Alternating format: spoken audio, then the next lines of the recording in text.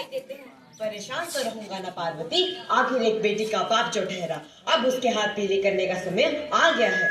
लेकिन हमारी आनंदी तो अभी 9 साल की ही है, अभी तो उसके पढ़ने लिखने और खेलने कूदने की उम्र है। देखो पार्वती, बिटिया एक पराया धन है और इसे जितनी जल्दी विदा कर दिया जाए उतना ही हमारे लिए ठीक रहेगा।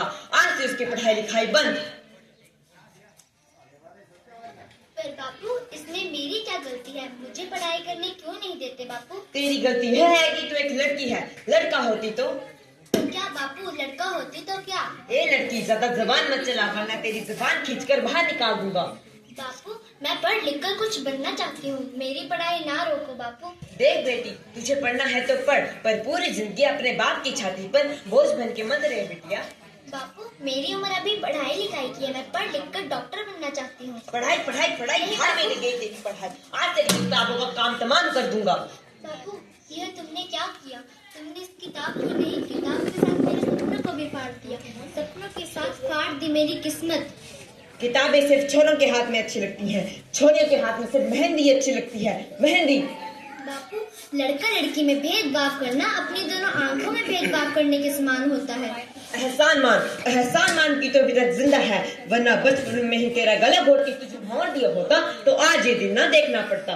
पर बापू, मुझे चूल्हा जलाना अच्छा ना लगे है। देख छोरी, जितनी जल्दी हो सके उतनी जल्दी चूल्हा जलाना सीख ले। तेरी शादी कल के कल होकर रहेगी और ये मेरा आखिरी फैसला है। अबला हर जीवन है तुम्हारी ये कहानी, आंचल में है दूध आंखों में पानी। मुझे माफ कर दे बेटी, तेरे बापू की जिद के सामने मेरी एक ना चलेगी। मुझे माफ कर दे बेटी, माफ कर दे। तो इस प्रकार मात्र 9 वर्ष की छोटी उम्र में ही आनंदी का विवाह गोपाल राव जोशी के साथ तय हो जाता है। बाल विवाह एक कुप्रथा है, इस कुरीति का शिकार होना पड़ा आनंदी को। 5 वर्ष बाद आनंदी 14 वर्ष की हो गई है, उसके यहाँ शिशु ने जन्म लिया है। तो आइए आगे देखते हैं क्या होता है। देखिए ना, इसे क्या हो गया है? इसका माथा तो अंगार की तरह तप रहा है, बहुत तेज बुखार है। आप भी ना कुछ भी बोलते हैं, लाइए मुझे दीजिए। माधव, माधव, जल्दी गायत्री को बुलाओ। यह तुम क्या कर रही हो आनंदी? मैं इसे भगवान जी की विभूति लगा रही हूँ। बस करो आनंदी, यह सब अंधविश्वास है। आप यकीन तो कीजिए, भगवान की कृपा से इसका माथा ठंडा हो गया है और बुखार भी उतर गया है ना बेटा? आंखें खोलो बेटा, देखिए इसे क्या हो गया है, ये अपनी आंखें नहीं खोल रहा। आनंदी, हमारा बेटा अब कभी आंखें नहीं खोलेगा। नहीं, ऐसा नहीं हो सकता। मेरे बेटे को मुझसे कोई अलग नहीं कर सकता। भगवान ने मुझसे मेरा बेटा छीन लिया। माधव, माधव, नहीं, तुम्हारी अशिक्षा और अंधविश्वास ने छीना है। अगर तुम पढ़ी लिखी होती तो आज हमारा शिशु जीवित होता। तुम अनपढ़ हो आनंदी, अनपढ़। नहीं, अब मैं अनपढ़ नहीं रहूंगी, मैं पढ़ूंगी ताकि कल किसी और आनंदी को इलाज के बाद में अपना बच्चा ना खोना पड़े। शाबाश आनंदी, यही तुम्हारे पाप का प्रायश्चित है।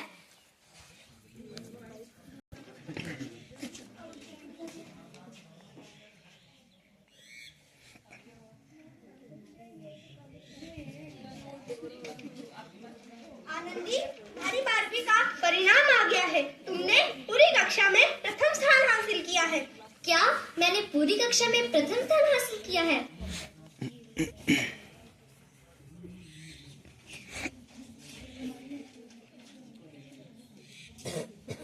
आनंदी, तुम्हारी मेहनत रंग लाई है, तुम्हें स्कॉलरशिप मिली है। क्या मुझे स्कॉलरशिप मिली है? हाँ, ये लो तुम्हारी अमेरिका जाने की टिकट। मैं अमेरिका जा रही हूँ, पर मैं ये सब अकेले कैसे कर पाऊंगी?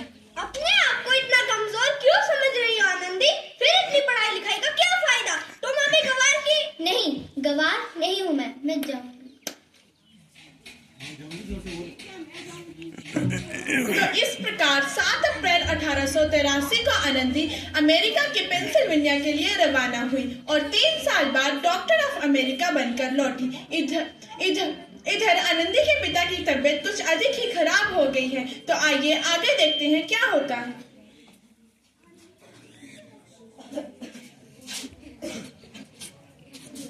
लगता है मैं नहीं बचूंगा, मेरे जाने का समय आ गया है। ऐसा मत बोलो भैया, ऐसा मत बोलो। हम आपका इलाज शहर के बड़े सिटी हॉस्पिटल में करेंगे। मैंने सुना है कि वहाँ पर अमेरिका से कोई डिग्री लेकर आए हैं। चलो एक बार जा आते हैं। हाँ सही बोला भैया, कम से कम दिल को तसल्ली तो मिल जाएगी।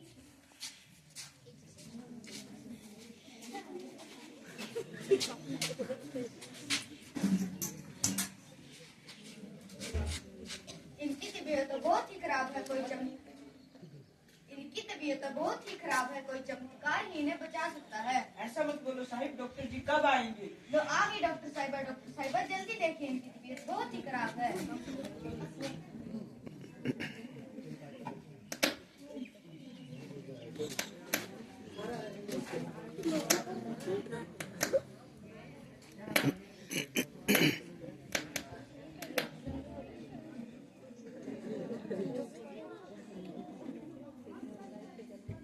अब इनकी तबीयत पहले से थोड़ी ठीक है।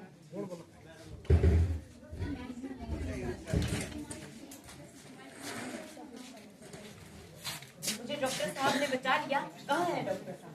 मुझे अभी के अभी उनसे मिलना है। लो आ गई डॉक्टर साहिबा, मिल लो इनसे।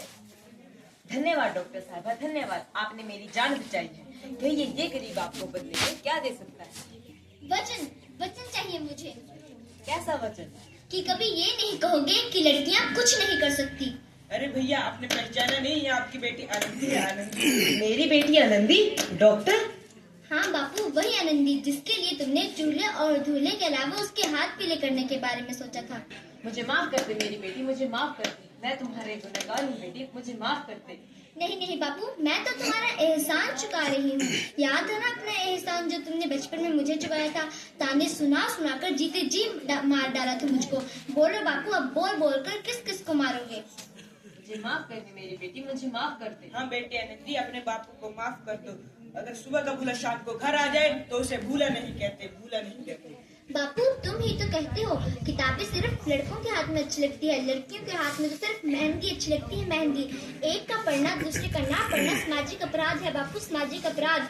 मुझे माफ कर दे मेरी बेटी, मुझे माफ कर दे। मैं उपकार मानता हूँ तुझ जैसी बेटी का, जिसने मुझसे जिंदगी भर कुछ ना मांगा तो मांगा, बराबरी का दर्जा मांगा, और वो भी मैं तुझे ना दे सका। बेटी मुझे माफ कर दे।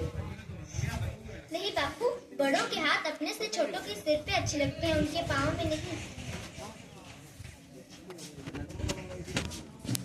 तो इस प्रकार आनंदीबाई जोशी ने अपनी मेहनत और लगन से न केवल भारत की पहली महिला डॉक्टर बनी, बल्कि उन लड़कियों के लिए भी मिसाल बनी जो अपने जीवन में कुछ करना चाहती थी।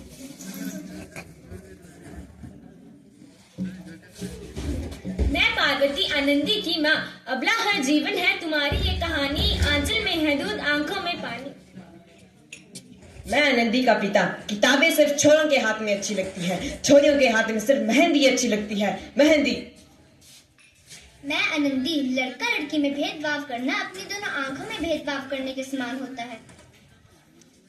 मैं शिवांगी, बाल विवाह एक कुप्रथा है। मैं गोपाल राव जोशी, आनंदी का पति।